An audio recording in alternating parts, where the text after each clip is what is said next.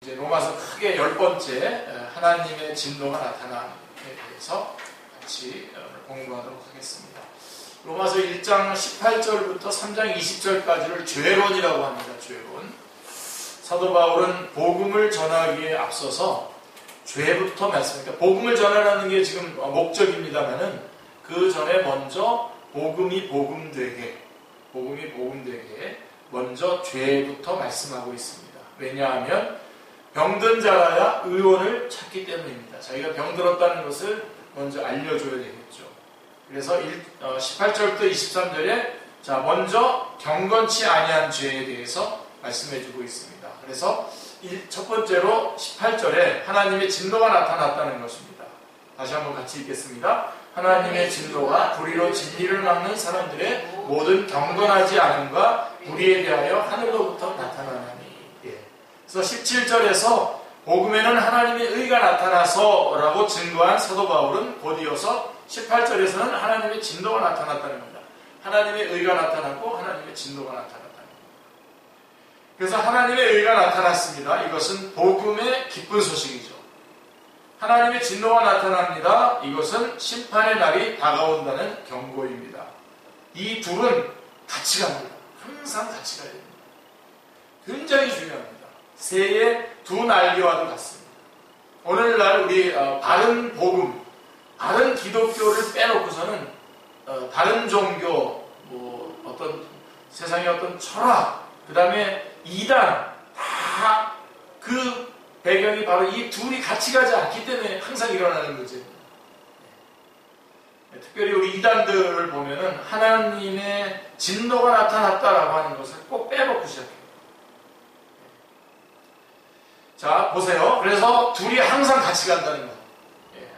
자, 첫째로 복음과 심판을 어떻게 표현하고 있냐. 18절에 하나님의 진노가 불의로 진리를 막는 사람들의 모든 경건하지 않음과 불의에 대하여 하늘로부터 나타나나니 라고 합니다. 하나님의 의와 하나님의 진노, 이 둘은 동전의 앞뒤와도 같습니다. 새의 두 날개와도 같고요. 우리는 둘을 다 전하든지 아니면 둘을 다 포기하든지 해야 합니다. 왜냐하면 하나님의 진노가 없는 하나님의 의는 별 의미가 없기 때문입니다. 자, 기본적인 질문을 하나 드리겠습니다. 하나님은 우리의 죄를 그냥 용서해 주시면 되셨을 텐데 어찌해서 사랑하는 독생자를 십자가에 못을 받고야 용서해 주실 수 있으셨습니까? 자, 이에 대한 분명한 답변을 여러분들은 가지고 있습니까? 왜 그냥 용서해 주시면 되지? 왜 당신의 아들 예수 그리스도를 십자가에 못 박으시고서야 우리의 죄를 용서해 주셨는가? 자, 이거에 대해서 분명한 답을 가지고 있습니까? 그렇지 못하다면 하나님의 진노에 대해서 아직 모르고 있는 것입니다. 사실 이걸 좀 하나님의 그 거룩하심이 진노로 나타나는데 이 하나님의 진노에 관한 부분을 먼저 확인하지 않고 바로 하나님의 사랑으로 넘어가기 때문에 모든 문제가 되고 있는데요. 그래서 만약에 그렇지 못하다면 하나님의 진노에 대해서 아직 모르고 있는 건데요. 자, 복음과 심판은 각각 하나님의 어떤 성품에서 나온 것입니까? 자, 하나님은 우리를 사랑하시는 사랑의 하나님입니다. 두말할 필요도 없죠. 이거에 대해서 우리가 어떻게 또 다른 말을 할 수 있겠습니까? 사랑의 하나님이십니다. 요한일서 4장 16절에도 말씀하고 있는데요. 동시에 하나님은 죄를 묵과하실 수 없는 의로우신 하나님이십니다. 십자가 사건은 하나님의 두 가지 속성을 함께 충족시킨 사건이었던 것입니다. 즉 우리를 사랑하셔서 우리 위에 부어져야 할 진노를 자기 아들에게 대신 담당시키셨던 것입니다. 하나님은 거룩하시고 의로우신 하나님이라 말할 때에 거룩하지 못하고 의롭지 못한 것에 대하여 미워하시며 심판하신다는 것은 벌써 그 속에 포함되어 있는 것입니다. 그래서 로마서 3장 25절에서는 하나님께서 길이 참으시는 중에 전에 지은 죄를 간과하셨다고 말씀합니다. 모른 척 하셨다는 겁니다. 넘어가 주셨다는 것입니다. 공동번역 성경에는 이렇게 되어 있어요. 참고 눈 감아 주셨다. 하나님께서는 죄 짓는 것을 보시고도 못 보신 척 하셨다는 것입니다. 자, 왜 그렇게 하셔야만 했습니까? 우리를 사랑하셨기 때문입니다. 만일 하나님께서 관여하시지 않으셨다면 벌써 인류는 소돔과 고모라와 같이 되고 말았을 것입니다. 그런데 간과하셨다는 것은 하나님의 공의를 나타내지 못하셨다는 것이 됩니다. 다시 말씀드리면 하나님의 공의는 만족히 여김을 받으시지 못하셨습니다.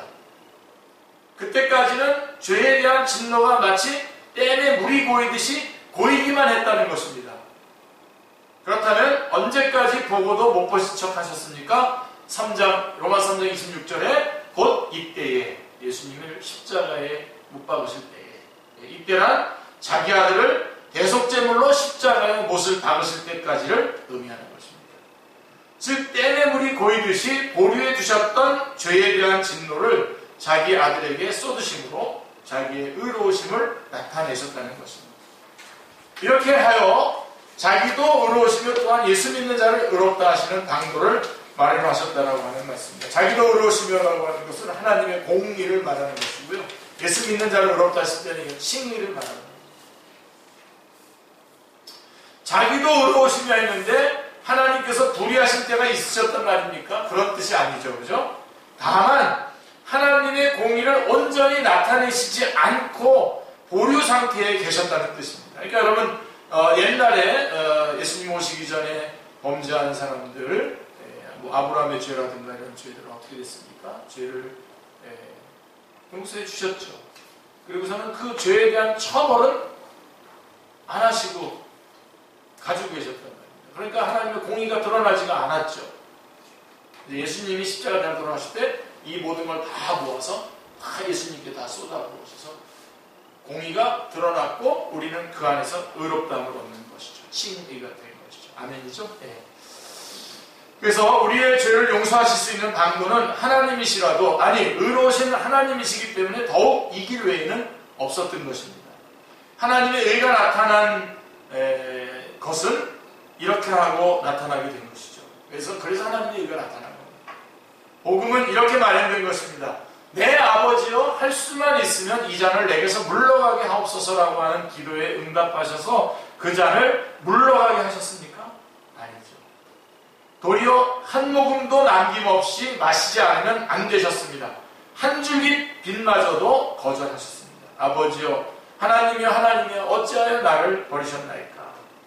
그러므로 예수 그리스도께서 당하신 십자가의 고난을 물리적인 차원에서만 말해서는 안 됩니다. 물론 십자가 형태의 고통은 비할 데 없이 비참한 것입니다.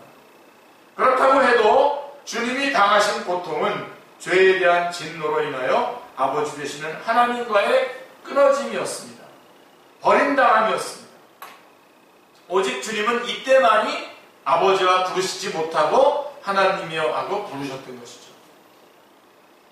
우리 위에 쏟아져야 마땅한 진노가 그분 위에 부어졌습니다. 우리가 받아야만 할 심판을 주님이 대신 받으신 것입니다.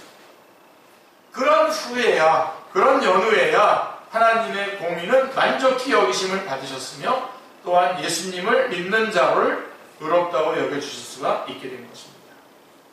자, 그러면 하나님의 의를 거절하면 그는 무엇을 면할 길이 없습니까?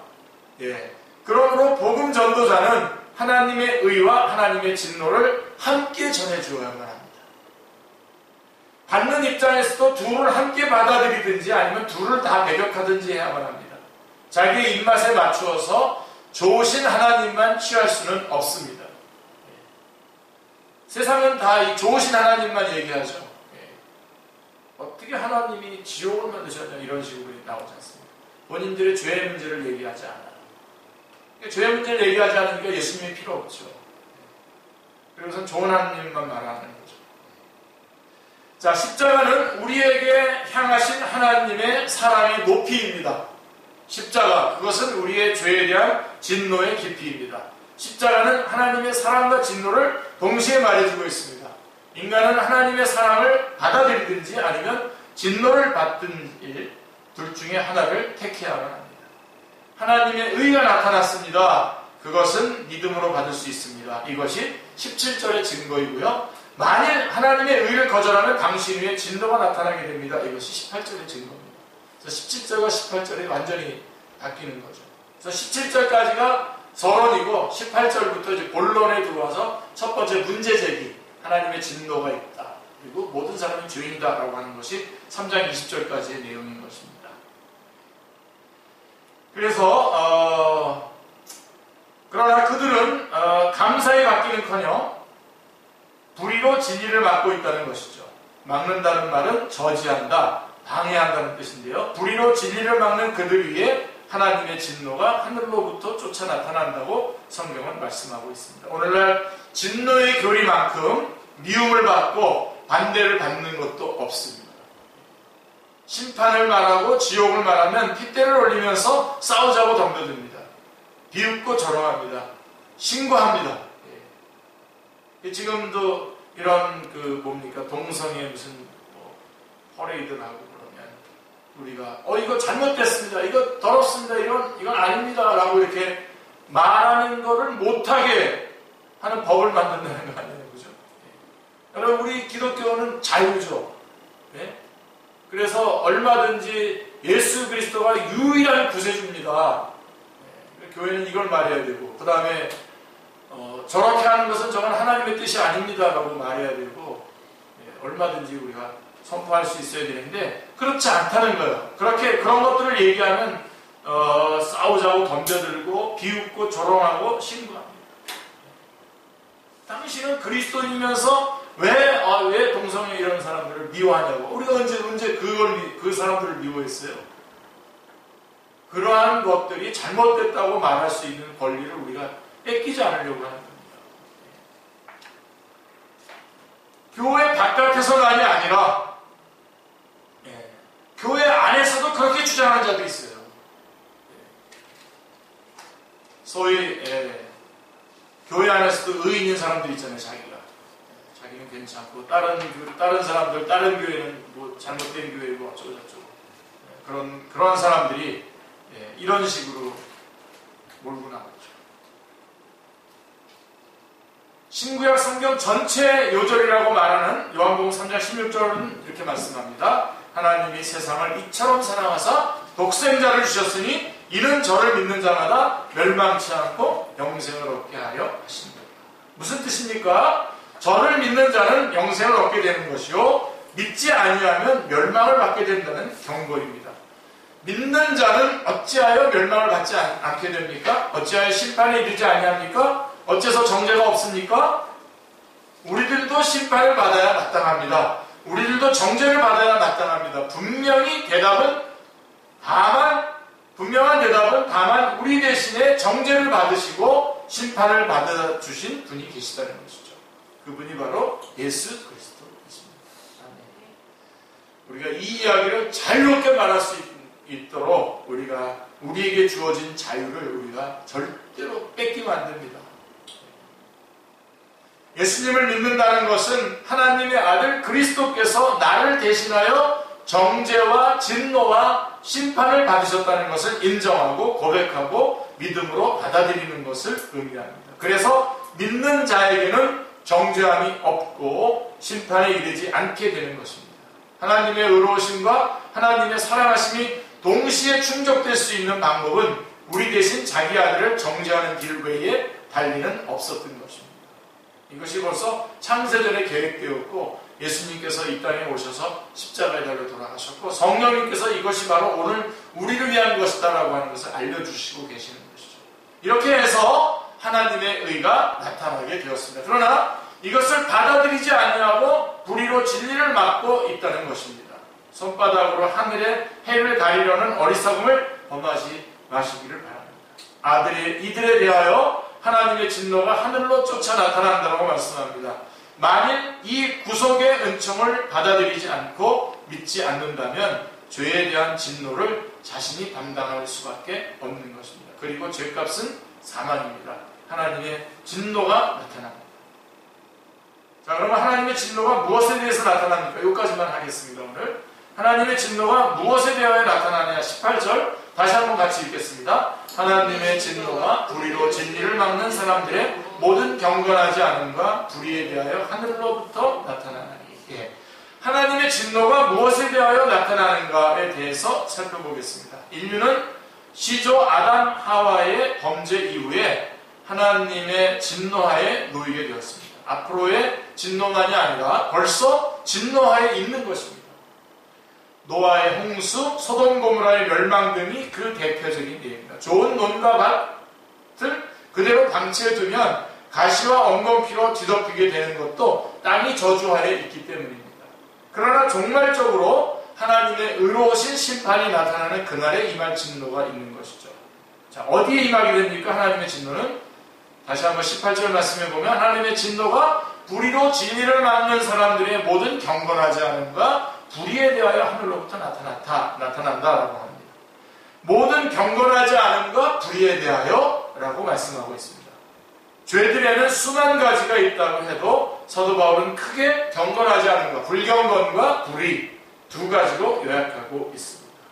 자, 그럼 경건하지 않음과 불의에 대해서 한번 설명해 보겠습니다. 자, 경건치 아니함은 하나님과의 관계에서 죄를 말하는 것입니다. 불의는 사람과의 관계에서의 죄입니다. 자, 시내산에서 모세에게 주어진 돌판은 두 개였죠. 그래서 첫째 판은 1계명부터 4계명이잖아요. 첫 판은 하나님과의 관계예요. 둘째 판은 사람과의 관계입니다.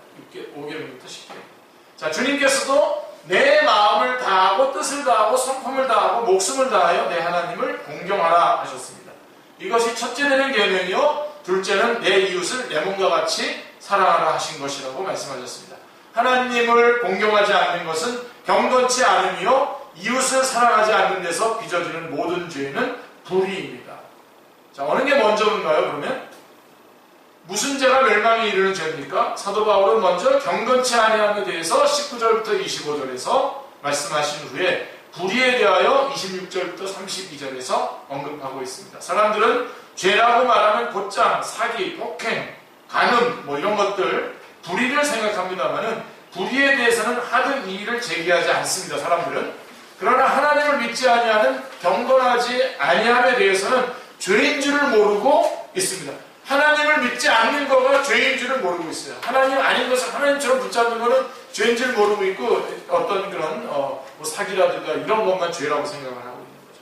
그들의 심령은 어둠에 잠겨 있는 것입니다. 그러나 하나님의 진노가 먼저 어디에 임하게 됩니까? 무엇에 대하여 나타납니까? 심판의 제1차적인 목표가 어디입니까? 무슨 죄가 근본적인 죄입니까?